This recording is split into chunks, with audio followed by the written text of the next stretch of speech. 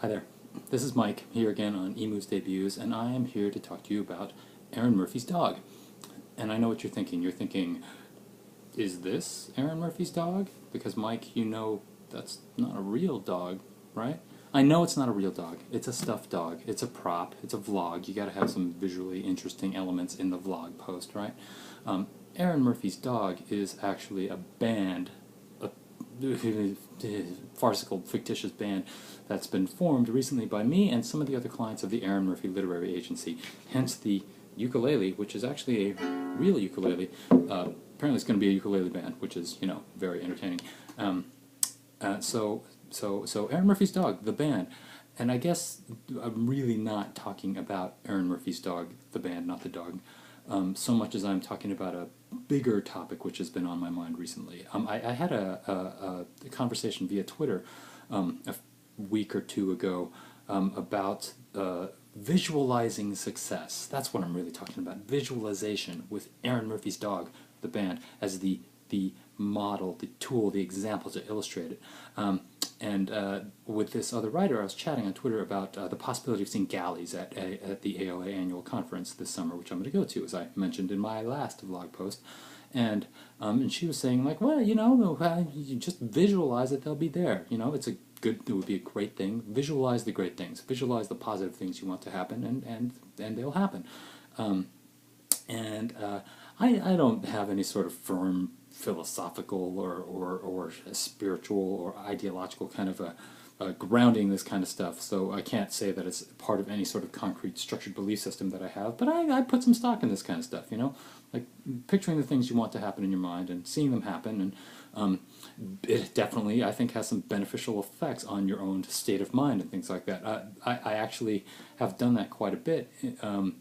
Ironically, when in the world of music, there was a time when I was a performing songwriter. I used to play coffee shops and things like that, and I would do it. I would run through the performance in my head before it actually happened and picture it all going really well, and it usually did.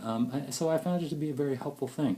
I wonder if there are appropriate or inappropriate things to sort of visualize as being like positive, the things you want to happen, like visualizing placement on the New York Times bestseller list seems, I don't know, too commercial, too concrete in terms of numbers, I guess.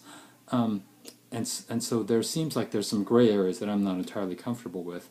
But a couple of the places in where I sort of did a lot of this, of just like picturing how I wanted things to happen, usually came in the form of the people that I wanted to work with. Those are the things where I visualized it. Like working with the Erin Murphy Literary Agency, it was actually one of those things where I really gave a lot of thought, and in a way, it wasn't so much like holistic visualization as it was just sort of daydreaming about what it would be like, because I knew some people who were clients of the agency. I got some referrals.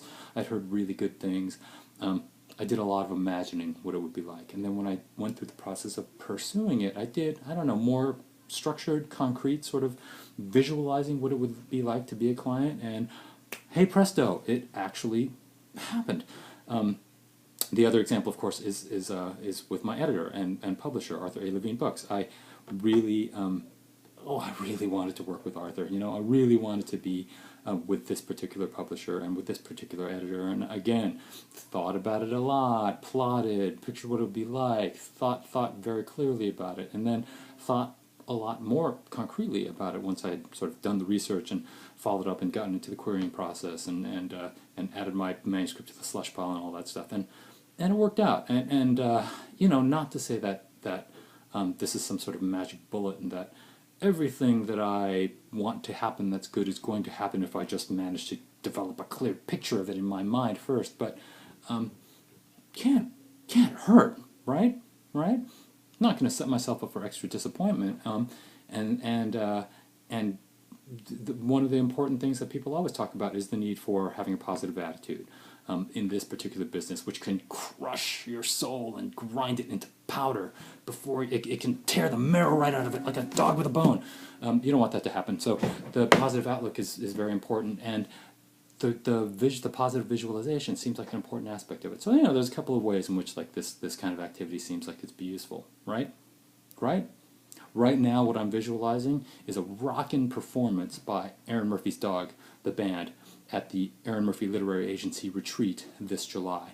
It's going to be my first retreat, and and I've visualized what those retreats might be like when I get to go to them, and now I get to go to one. So we'll see how it'll be, but one way or the other, I know there's going to be some rock and ukulele music there.